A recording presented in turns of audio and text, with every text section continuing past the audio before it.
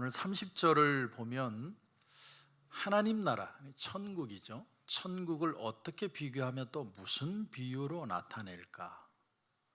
이 말을 보면 고민하고 있는 게 보입니다. 예수님이 고민을 하시는 거죠. 그리고 34절을 보면 비유가 아니면 말씀하지 아니하시고 다만 혼자 계실 때 그 제자들에게 모든 것을 해석하시더라, 이렇게 표현합니다.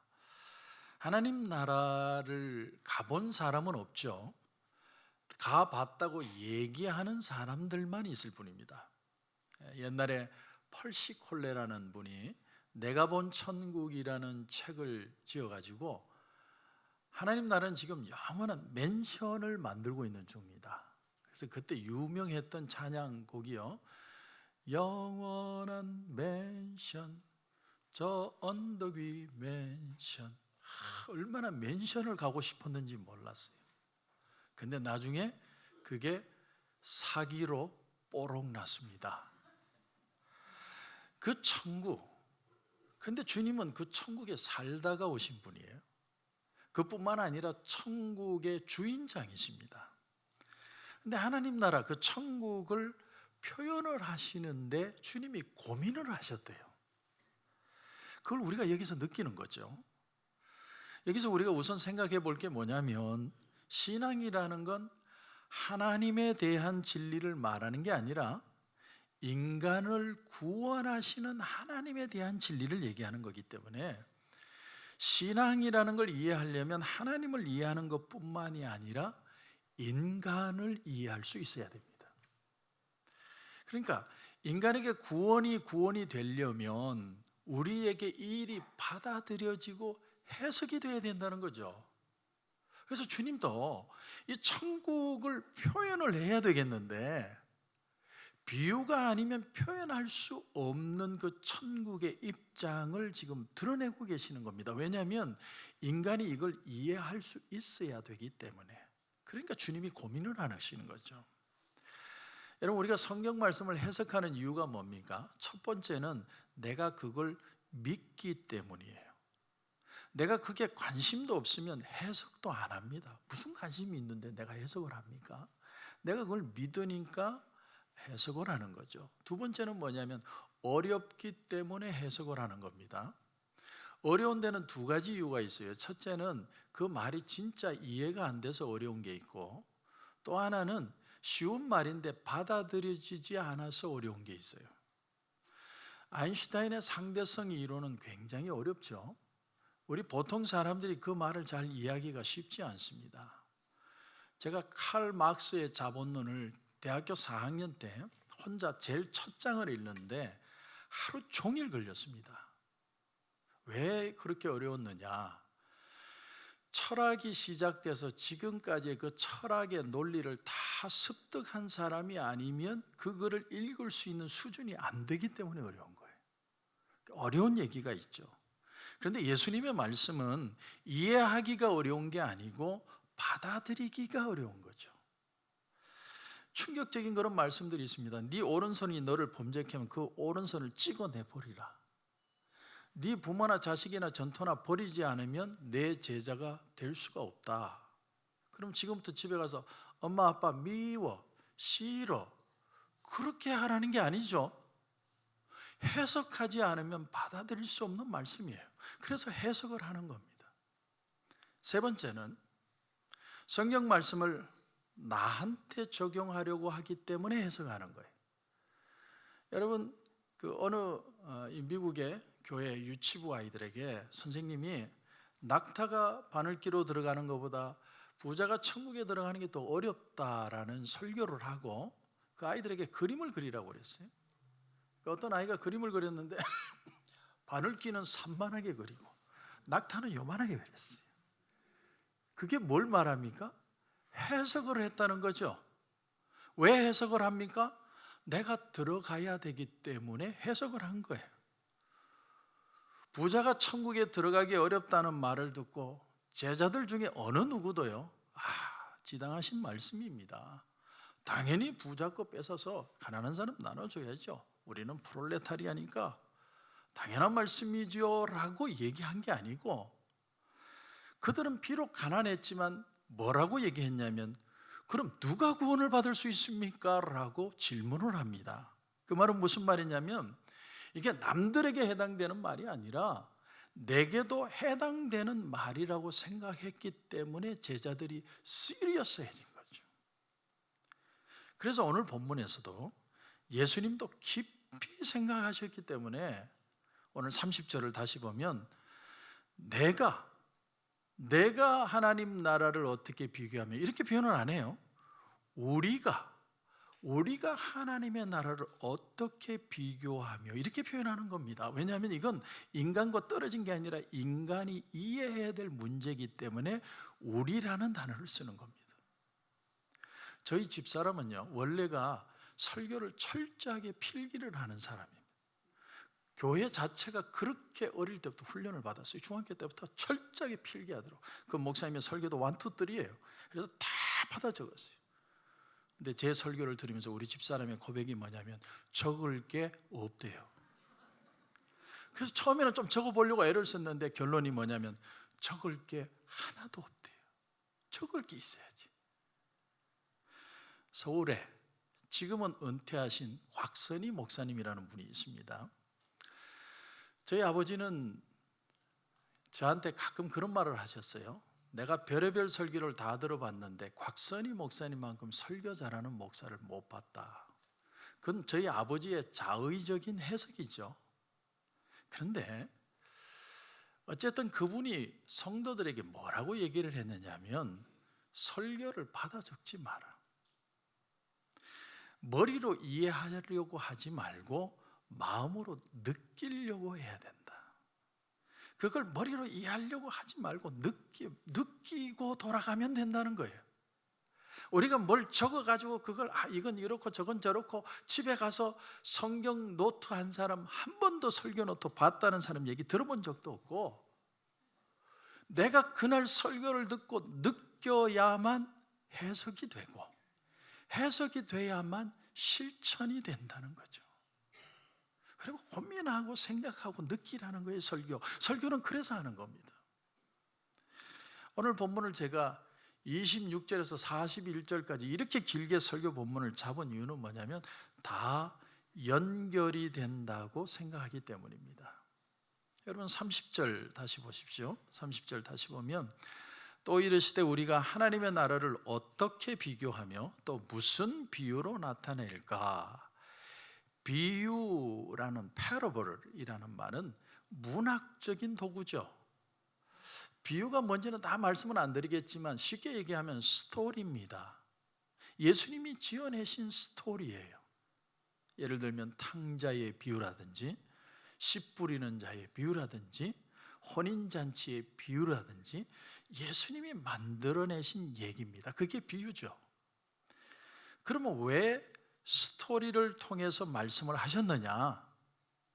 직설적으로 얘기를 하면 그 천국을 이해할 수 없으니까 스토리를 통해서 말할 때 사람들이 그걸 통해서 어렴풋이 이해할 수 있기 때문이에요. 그래서 비유로 말씀을 하시는 겁니다. 왜 사람들이 영화를 좋아합니까? 영화에는 스토리가 있기 때문이죠. 저희 어릴 때 생각해 보면 그때는 TV도 시원찮고 라디오 시대가 있었습니다.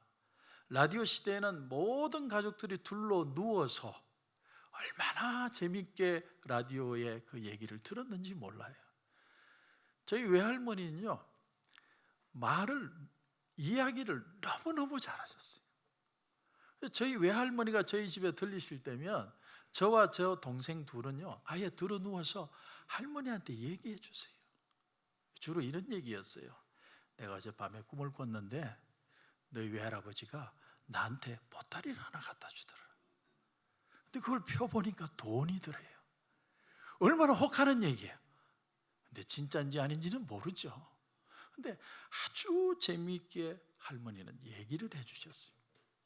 근데 그런 얘기, 영화, 스토리를 통해서 우리가 뭘 느끼느냐면 내가 평소에 갖고 있던 생각, 내가 미처 그걸 다 생각 못하고 분명하게 이해하지 못했는데 누군가가 그 얘기를 하는 걸 들으면서 맞아 나도 그렇게 생각했는데 그렇게 생각하는 또 다른 사람이 있었네. 그런 동질감을 느끼는 겁니다. 누군가 내 마음을 이해하는 거예요. 또 우리가 생각은 하고 있었는데 이게 무슨 개념인지 너무 어렴풋하고 잡지 못하는 게 있는데 누가 그 말을 할 때 이런 뜻이었구나 느껴지는 거예요. 그게 이야기의 힘입니다. 그러므로 우리는 인간이 인간된 것을 이해해야 됩니다. 철학자 니체가 신은 죽었다라고 얘기를 했죠. 근데 그건 역으로 얘기하면 그만큼 신이라는 존재에 대해서 고민을 했다는 겁니다. 우리가 사는 이 시대에 하나님이 살아있다고 말을 하면서도 하나님과 관계되지 않고 사는 사람이 얼마나 많은데요. 내가 이렇게 능력 있고 똑똑하고 힘이 있어서 내가 이만큼 부자 된 거야 라고 생각하는 사람이 얼마나 많은데요. 그런데 니체는 생각했다라는 거예요. 신이 진짜 존재하는가? 심각한 거죠. 내가 고민을 하는 겁니다. 그래서 오늘 35절 이하에 보면 풍랑이는 바다와 주님이 그 바다를 잠잠케 하신 얘기가 나옵니다. 왜 하필이면 여기에 이 얘기가 들러붙어서 나왔을까? 그건 제가 짐작하기는 작자의 의도가 있다고 생각하는 거죠. 그러니까 천국을 비유로, 패러블로, 스토리로 얘기를 하지만 실제로 내가 너희들에게 느낄 수 있도록 현장 체험하겠다는 의도로 이 얘기를 들려주신다는 얘기예요. 그러니까 이 속에는 천국의 미닝이 반드시 있는 겁니다. 그래서 41절까지 제가 읽은 겁니다. 오늘 37절을 보시면 37절에 큰 광풍이 일어나며 물결이 배에 부딪혀 들어와 배에 가득하게 되었더라. 여러분, 어느 정도로 바람이 부고 풍랑이 일면 배에 물이 가득 찹니까? 이건 정말 어마무시한 바람과 파도입니다. 상상을 못하는 거죠. 엄청난 바람과 파도 때문에 배에 물이 다 찼답니다. 근데 오늘 본문을 보시면 그 다음 절이 참 재밌는 구절입니다. 38절 보시면 예수께서는 고물에서 베개를 베고 주무시더니, 지금 상황이 어때요? 배에 물이 다 찼어요. 근데 수중에서도 주님은 주무시는 거예요. 제자들이 깨우며 이르되 선생님이여 우리가 죽게 된 것을 돌보지 아니하시나이까. 이걸 우리 삶에 한번 적용해 보면 우리에게 닥치는 일들이요 그냥 작은 일들이 아닙니다. 너무나 크고 힘들고 고통스러워서 기도를 하는 게 아니라 절규를 할 때가 있습니다. 하나님, 한번 내 입장 한번 대보세요. 이게 정말 미치고 절도하고 팔짝팔짝 뛸 일이 아닙니까? 그래서 죽게 됐다는 거예요. 근데 죽게 된다는 헬라어가 아폴리메타라는 단어인데 이 말의 원래 뜻이 뭐냐면 파괴된다, 소멸된다 이런 뜻입니다. 그러니까 제자들이 파도처럼 마음이 갈갈이 찢어졌다는 거예요. 얼마나 고통스러우면 마음이 다 찢어집니까? 그런데 반대로 천국의 주인장이신 예수님을 보십시오. 어떻습니까? 38절 다시 보면 예수께서는 고물에서 베개를 베고 주무시더니, 고물은 폐품이란 뜻이 아니라 배의 뒷머리라는 뜻이죠. 앞머리는 이물이고 뒷머리는 고물입니다. 그런데 주님은 파도가 배 안으로 들이치고 있는데도 편안하게 주무시는 거예요. 이게 천국이라는 걸 보여주시는 거예요. 천국의 삶이라는 건 이런 거라는 거예요. 천국을 소유한 사람하고 소유하지 못한 사람의 차이점이 바로 이거라는 거예요. 그러면 예수님과 제자들의 차이점이 뭡니까? 그걸 봐야 되죠. 하나입니다. 제자들은 파도를 봤고, 파도를 보니까 부서지는 파도를 보다가 내 마음이 부서져 버렸고, 주님은 바다를 보셨습니다. 바다, 이 세상 만물의 근원을 보셨기 때문에 주님은 평안한 겁니다. 이게 틀린 거예요. 그래서 한번 보십시오. 39절 예수께서 깨어 바람을 꾸짖으시며 바다더러 이르시되 잠잠하라 고요하라 하시니 바람이 그치고 아주 잔잔해졌더라. 그냥 우리는 성경에 아주 잔잔해졌다고 표현했지만 영어 성경에 보면 There came a great calm이라고 되어 있어요. 단순한 잔잔함이 아니라 어마어마한 고요함이에요. 원어에도 보면 가레네 메갈레라는 단어가 나중에 메가톤이 되었어요. 메가톤급의 평안이 임했다는 거예요. 주님이 그런 어떤 세상의 고요함도 채울 수 없는 진짜 평안함을 주셨다는 겁니다. 이게 세상이 주는 고요와 평안과 차원이 다른 천국의 고요함입니다. 이게 천국을 경험한다는 겁니다. 그러면 주님이 가지고 계신 그 절대적인 고요함, 그 평안함, 그걸 어떻게 경험할 수 있는 거죠? 그래서 그 얘기를 여기서 안 거치고요, 6장에 한번 넘어가 보면 6장에 또 바다 얘기가 나와요. 그런데 여기도 역시나 풍랑이 칩니다. 참 재밌습니다. 성경이 마가복음 이 얘기가 끝나질 않아요. 마가복음 6장 47절 이하에 보면 저물매 배는 바다 가운데 있고 예수께서는 홀로 뭇에 계시다가 바람이 거스름으로 무슨 말입니까? 풍랑이 또 일어난다는 거죠. 우리 인간의 삶이라는 건 한번 파다가 치면 끝나는 게 아니고 계속 파도 치는 삶이 우리 인간의 삶이라는 거예요. 그걸 지금 성경이 보여주고 있는 겁니다. 그래서 주님은 이런 식으로 한 번 얘기해서 안 되면 두 번 얘기해서 안 되면 세 번 계속 가르치시는 겁니다. 말씀을 통해서, 실습을 통해서 천국을 경험하는 삶을 자꾸 가르치는 거예요. 그래서 하나님 나라 천국은 도대체 어떤 것이냐, 그 얘기가 다시 넘어와서 4장 26절에 보면 26절에 이렇게 얘기합니다. 하나님의 나라는 사람이 씨를 땅에 뿌린과 같으니 그가 밤낮 자고 깨고 하는 중에 씨가 나서 자라되 어떻게 그리 되는지를 알지 못하니라. 씨를 뿌리면요 자라는데 사람은 모른대요. 그냥 먹이기만 했는데 자라요. 여러분 자녀들 키워보셨죠? 자녀들 내가 이렇게 키워야지, 이쁘게 키워야지, 어떻게 키워야지 그런다고 그대로 자랍니까? 아닙니다. 우리는 뿌리는 것밖에 없어요. 밥밖에 안 먹였어요. 근데 막 자라는 거예요. 위로도 자라고 옆으로도 자라고 계속 자라는 거예요. 그러니까 빨리 얼굴 변하기 전에 어릴 때 사진을 많이 찍어둬야 됩니다. 워낙 빨리 자라니까. 그런데 하나님의 나라도 이렇다는 거예요. 사람이 알지 못하는데 막 쑥쑥 자라는 겁니다. 그게 하나님 나라의 현상이라는 거예요. 여러분, 부흥하는 교회의 비결이 뭡니까? 왜 부흥합니까? 답은 모른다예요. 모른다. 물론 뭐 사람들이 많이 수고를 하고 이렇게 저렇게 유능한 사람들이 와서 그렇게 했다고 얘기할 수도 있지만, 그러나 궁극적으로는 왜 교회가 성장을 하느냐? 모른다예요. 근데 돌아보니까 잘한 거예요. 그게 부흥하는 교회입니다. 근데 한 가지만 열심히 한 거예요. 한 가지만. 그 한 가지가 뭐냐면 말씀을 열심히 사람들에게 심은 것밖에 없어요. 그랬더니 28절에 땅이 스스로 열매를 맺었다. 이게 놀라운 겁니다. 우리는 모르는데 점점 자라는 겁니다. 말씀이 심어지니까 천국이라는 것은 자꾸 자라나는 겁니다. 자, 그런데 마가복음 6장으로 또 좀 가보겠습니다. 좀 왔다 갔다 하는데 마가복음 6장을 보면 48절 이하에 한 가지 특이한 것이 나옵니다.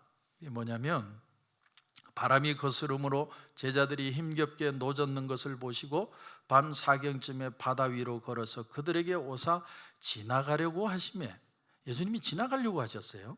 제자들이 그가 바다 위로 걸어오심을 보고 유령인가 하여 소리질렀다. 밤 사경은요 새벽 3시부터 6시 사이입니다. 가장 어두울 때죠.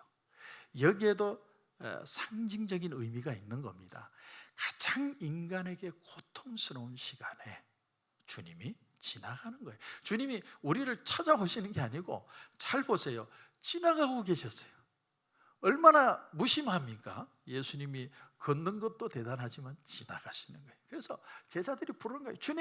주님, 우리를 좀 도와주세요. 우리가 지금 죽게 됐습니다.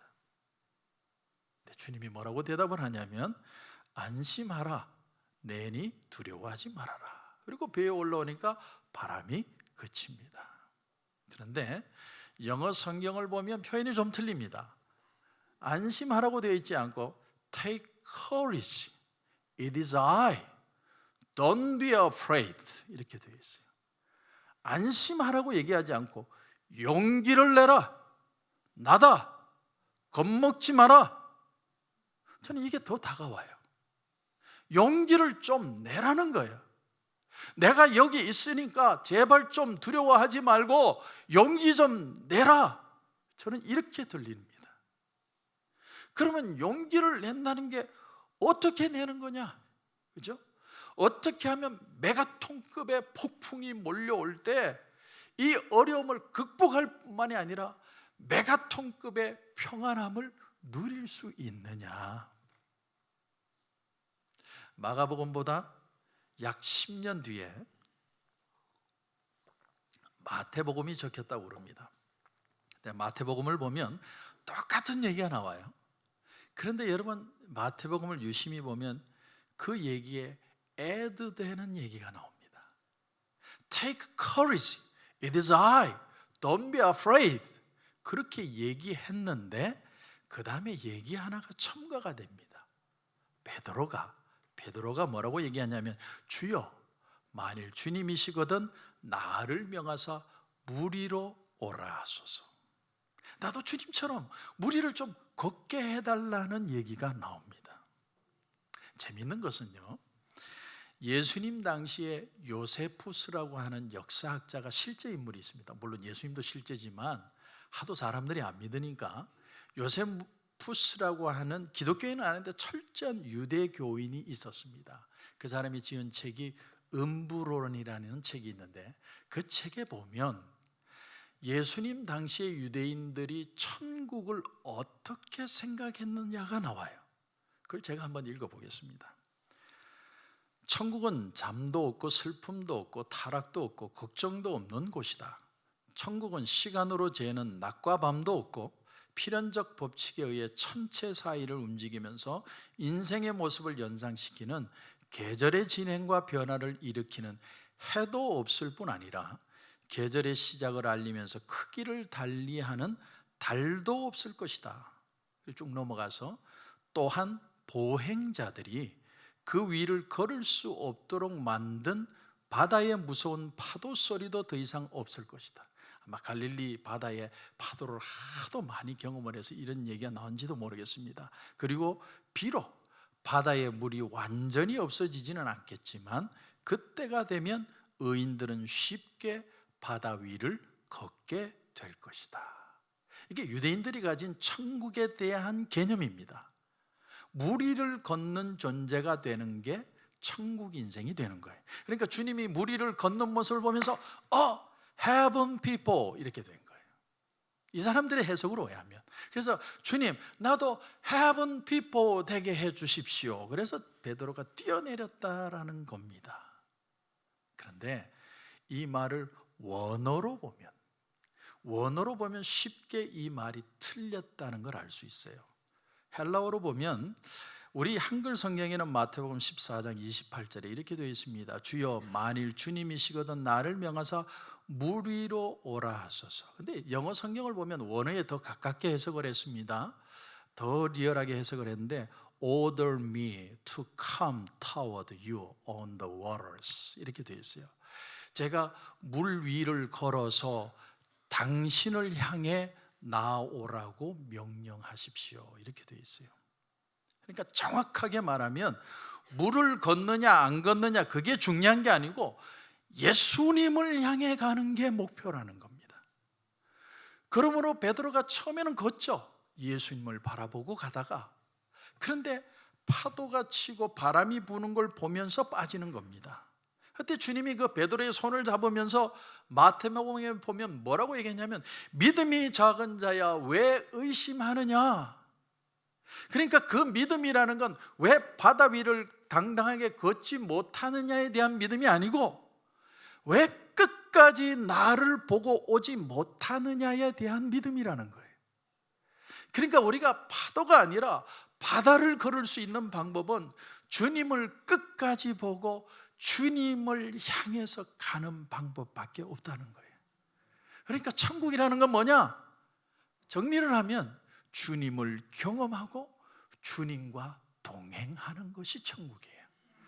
거기에 기적이 있고 거기에 능력이 있고 거기에 진짜 행복이 있다라는 겁니다. 그걸 이 땅에서 우리가 애포타이저로 느끼다가 내가 죽어서 하나님 나라 가면 영원히 주님과 동행하는 것이 천국이라는 말입니다. 누가 나한테 설명해봐, 천국이 어떤 데인가 말해봐. 그러면 우리는 설명하기 어렵습니다. 누가 그걸 설명해요? 가본 적이 없는데. 그런데 내 스토리는 말할 수 있어요. 내가 주님을 만난 얘기는 할 수 있습니다. 저는 30 나이에 신학교를 갔는데 사실은 몇 번을 포기하려고 했습니다. 왜냐하면 내 적성에 안 맞아요. 성경책 옆에 끼고 할렐루야 이렇게 목이 쉬어서 하는 그런 게 나한테는 적성이 안 맞아요. 난 그런 걸 싫어했습니다. 그래서 그날도 보따리를 싸고 마지막 채플을 드리고 떠나려고, 우리는 이제 점심시간 전에 항상 채플 시간이 있거든요. 채플을 드리고 가려고 하는데 그날 설교 제목이 때로는 고난도 필요합니다. 이제 제목도 안 까먹어. 20년 전인데. 그런데 왜 내가 그날 그 설교를 들어가지고 안 듣고 그냥 집에 갔어야 되는데 그 설교를 듣는 바람에 보따리를 풀게 됐어요. 그러고 나서 그러면 항상 홀리해졌느냐? 아니에요. 업앤다운하고 업앤다운하고 그러고도 몇 번이나 포기를 하려고 그러고 또 가고 그러다가 지금의 우리 집사람을 만났습니다. 연애 결혼한 게 아니고 3번 만나고 결혼했습니다. 연애는 우리 결혼하고 합시다. 그렇게 해가지고 동의가 돼서 합의하에 결혼을 했습니다. 우리 집사람이 결혼하고 보니까 전도사니까 홀리한 줄 알았어요. 그런데 결혼해 보니까 맹탕이, 맹탕도 그런 맹탕이 없네. 쏘은 거죠. 근데 결혼했는데 뭐 쏘가도 이제 늦었죠. 그렇게 미국으로 오고 20여 년의 세월이 흘렀습니다. 그러니까 제가 제 인생을 한번 돌아보니까 내 꿈대로 된 건 하나도 없고 하나님 원하시는 대로 다 됐어요. 어떤 때는 그게 좀 속상해요. 근데 얼마나 집요하신지, 이 내 삶이 하나님 얘기가 아니라 내 스토리가 되게 만드셨어요. 예수로 나의 구주 삼고 성령과 피로써 거듭나니 이 세상에서 내 영혼이 하늘의 영광 누리도다. 이것이 나의 간증이요 이것이 나의 찬송일세. 우리 한글 성경에는 간증이라고 표현했지만 영어 성경에 보면, 영어 찬양에 보면 정확하게 표현합니다. This is my story. This is my song. 이게 내 노래라는 거예요. 하나님이 내 인생을 사는데 하나님 나라가 내 노래가 되게 만들어 주셨다는 거예요. 베드로가 물에 빠졌을 때 그 바로 직전에 일어난 일이 뭐냐면 오병이의 기적입니다. 물고기 5개와 떡 5개와 물고기 2마리로 장정만 5,000명을 먹인 거예요. 천국은 이런 것이다라는 걸 하나님이 보여준 겁니다. 천국은 나누고 계속 나오는 게 천국이다. 근데 그러고는 바로 그 다음 장면이 뭐냐면 그 제자들을 파도치는 풍랑이는 바다로 밀어넣으신 거예요. 이유는 하나입니다. 파도가 치고 세상에 어려움이 오고 고통이 오고 어떤 일을 당해도 여전히 그 속에서도 천국은 존재할 수 있는 것이다. 그걸 보여주기 위해서 주님이 현장 실습시킨 거예요. 메가톤급의 폭풍이 몰려쳐 와도 네가 예수 그리스도의 손을 잡으면 메가톤급의 평안을 누릴 수 있다. 그걸 보여주기 위해서 그 얘기가 거기에 들어가는 겁니다. 그래서 오늘 주님은 저와 여러분에게 똑같은 같은 도전을 하시는 겁니다. Take courage. It is I. Don't be afraid. 신앙은 딴 게 아니에요. 주님의 손을 잡는 것이고 끝까지 놓치지 않는 거예요. 그게 천국이고 그 천국을 경험하며 사는 게 신앙의 삶이라는 겁니다. 그런 은혜가 저와 여러분 가운데 넘치시길 주님의 이름으로 축원합니다. 우리 한번 눈을 감겠습니다.